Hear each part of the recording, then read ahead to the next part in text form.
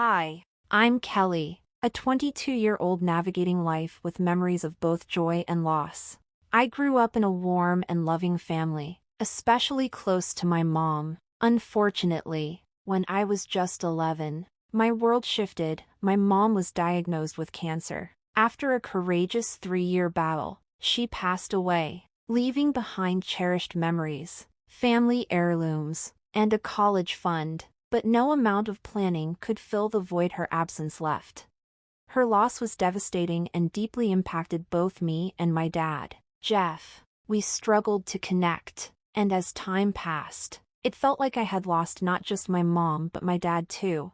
Then, about a year and a half later, my dad announced he was seeing someone, Martha. I thought it was too soon, but seeing his happiness gave me some comfort, so I chose to support him. 7 months after introducing her to me, they were married.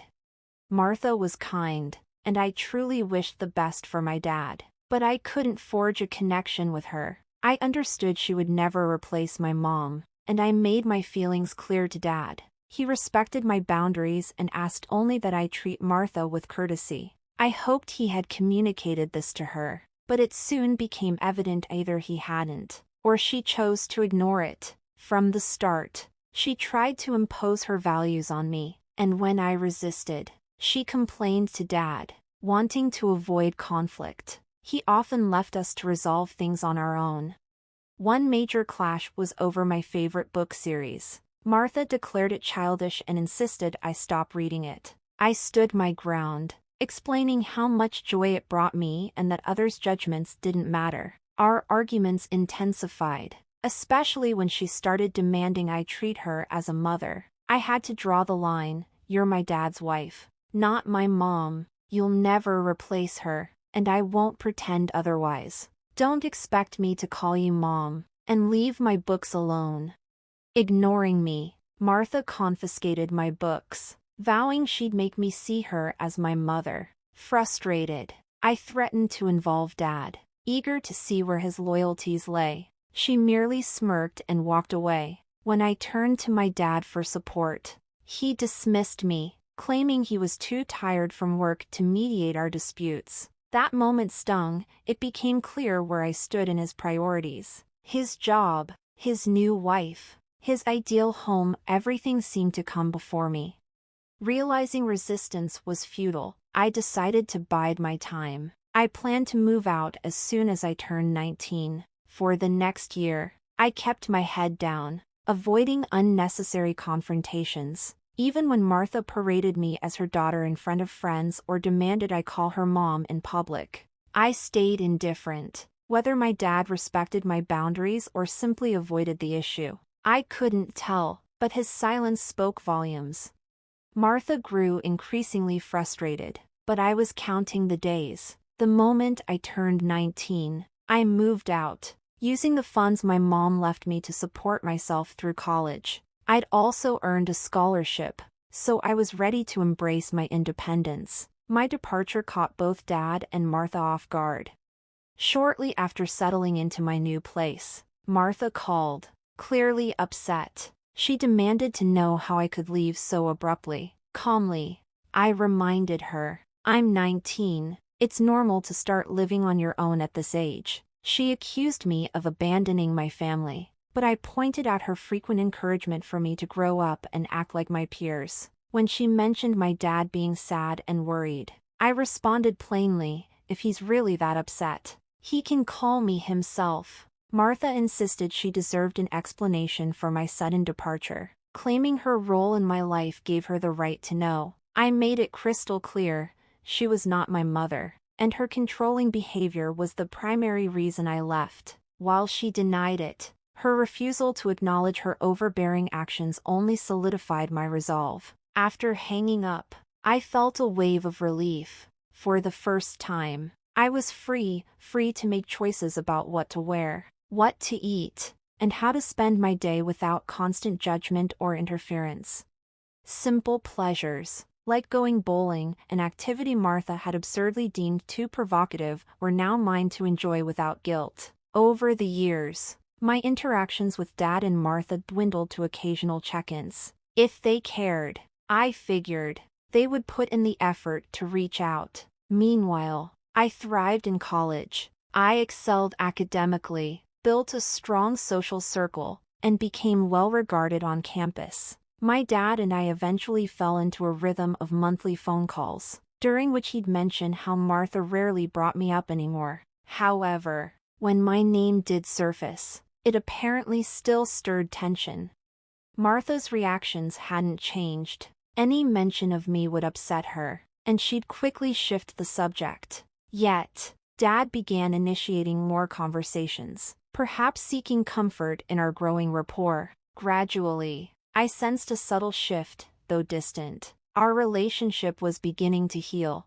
One day, Dad called out of the blue. He asked how I was managing my studies before sharing updates about Martha's latest moods. Then, he mentioned a call from Uncle Tyler, a relative we hadn't heard from in years. Uncle Tyler was planning his 53rd birthday celebration and had invited all of us to attend. The idea of reconnecting with him excited me, but I hesitated when Dad suggested I stay at his house during the visit. Memories of his failure to stand up for me against Martha came flooding back.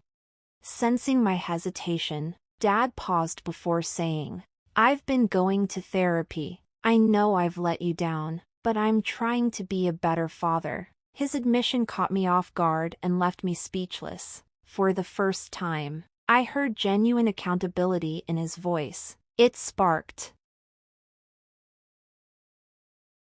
a glimmer of hope flickered within me, a quiet but persistent belief that things could be different this time. Dad's promise to stand by me if any issues arose with Martha felt like something he'd never offered before, and it encouraged me to believe that this could mark a turning point. He seemed genuinely committed to making changes, and that sincerity gave me the courage to agree to stay with them during Uncle Tyler's birthday celebration. Though I remained cautious, not fully convinced, I decided to give Dad's new approach a chance. The thought of reconnecting with my family, especially with Uncle Tyler, made me look forward to the visit more than I had expected. The prospect of being around Martha still filled me with dread, but the excitement of seeing Uncle Tyler again far outweighed that concern. Uncle Tyler, my mom's older brother, had always held a special place in my heart. He had stepped in to raise my mom after their parents passed away, and from the moment I was born, he treated me like his own daughter, showering me with love, affection, and gifts. However, after joining the police academy and starting his own family, along with the profound impact of my mom's passing, he had distanced himself from us. Our connection had become minimal, relying on rare updates from his wife. Then, when my dad remarried and Martha came into the picture, she insisted that we sever ties with my mom's side of the family. Since we had already lost much contact with them, it wasn't too difficult to comply with Martha's demands. I suspected that Martha would disapprove of us rekindling ties with my mom's family, and she'd likely be even less thrilled about us visiting them. But honestly, I didn't care. I was just glad to see my dad finally standing up to her. After midterms, I returned home, bringing along one of my mom's dresses and some of her jewelry. I planned to wear them at Uncle Tyler's birthday, hoping it would feel like having a part of her with us. Dad picked me up from the airport, mentioning that Martha was out for the day. That meant we had some much-needed time alone before the celebration. Our visit to Uncle Tyler's was both emotional and joyful, considering the time we had lost. Thankfully, Martha wasn't there to disrupt the mood. The evening was filled with laughter and warm memories of my mom. We shared stories about her, and I learned that Uncle Tyler had recently been promoted to sergeant at his precinct, something that made me immensely proud. I also shared tales of my college life, and we laughed together, reconnecting in a way that felt both healing and familiar. It was the kind of evening I had longed for, and for the first time in a long while, I felt like I was exactly where I was meant to be. Returning home well past midnight, Martha was waiting for us, visibly displeased by our long absence. Dad, however, brushed off her irritation and told her to relax, calmly explaining that we had spent the evening reconnecting with family we hadn't seen in years. It was a subtle but meaningful stand, showing our commitment to honoring those roots, regardless of any tension it might create with Martha. No sooner had we settled in than Martha confronted us, her words laced with accusation and resentment. She questioned the necessity of reconnecting with my mom's family, implying it was disloyal to her role in my life. I attempted to explain that it was possible to belong to more than one family, but she took immediate offense, insisting on being my mother in a way that felt more possessive than nurturing. The conversation spiraled as she demanded obedience and respect, claiming a mother's authority over me, a claim that felt hollow. Considering her indifference while I was away at college, her version of motherly concern was a far cry from what I imagined a true mother's love to be. In Martha's view, my education, funded by my late mother's savings, and my independence seemed like defiance. She even admitted she wanted me out of the house, dismissing me as a spoiled brat. The tension reached a breaking point. Thankfully, Dad stepped in, suggesting we all call it a night and resume the discussion in the morning when cooler heads might prevail.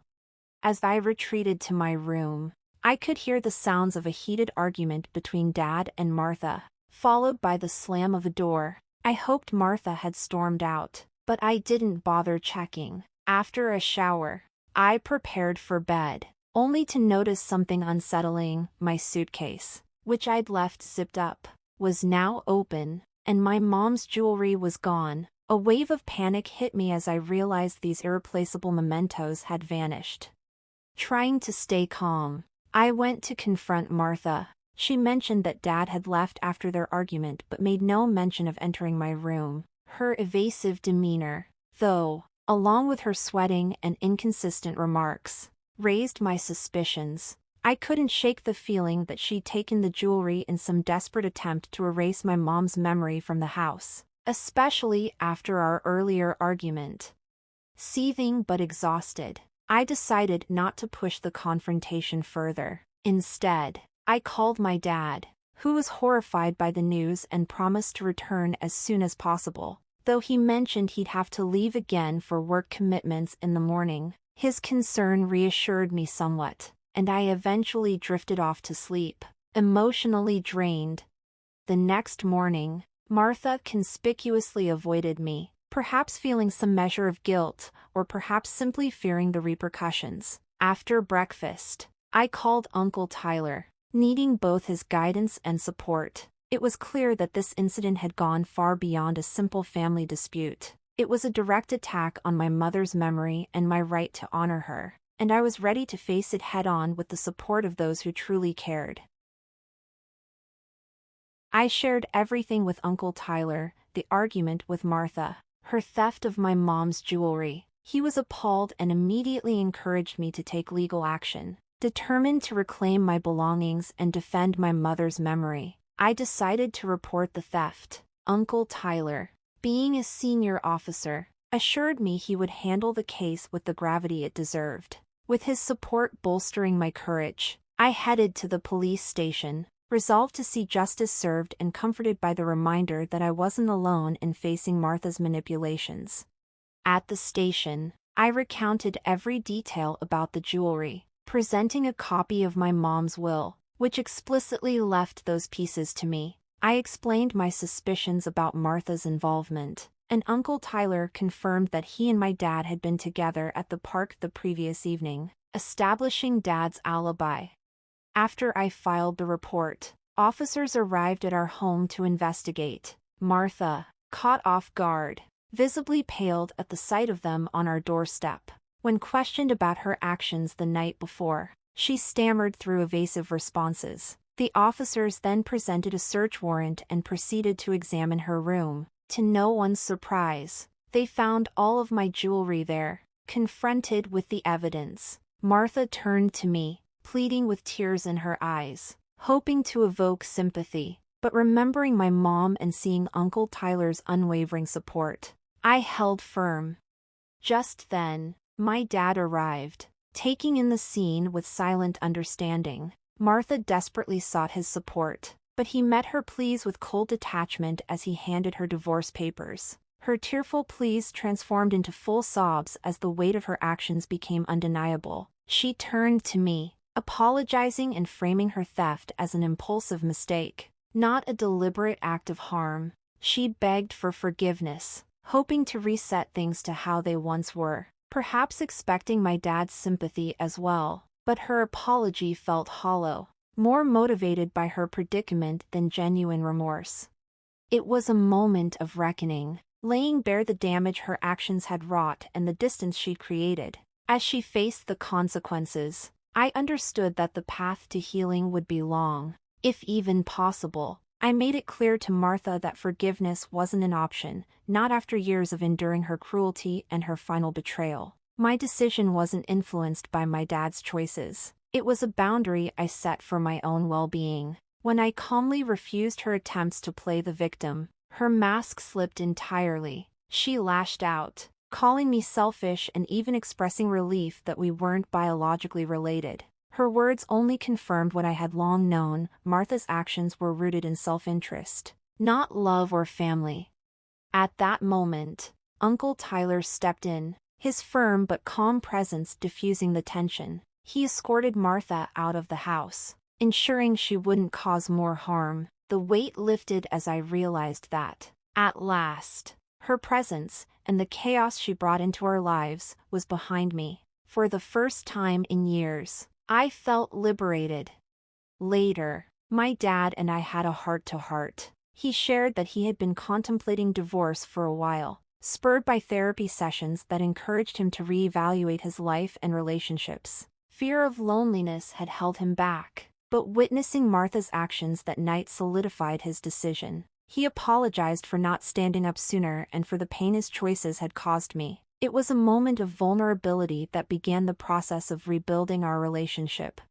In the aftermath, Martha faced legal consequences for stealing my mom's jewelry. She was fined $1,000, the maximum penalty for her actions. While the punishment didn't undo the pain, it felt like a small measure of justice. With Martha out of our lives, my dad and I began to mend the broken parts of our relationship. Together, we committed to creating a home filled with respect and understanding. This experience, though painful, taught me the value of true family and the strength of unity. Surrounded by those who genuinely love and support me, I've found a new sense of freedom and happiness. Life feels brighter now, with hope for the future and the comforting presence of loved ones by my side.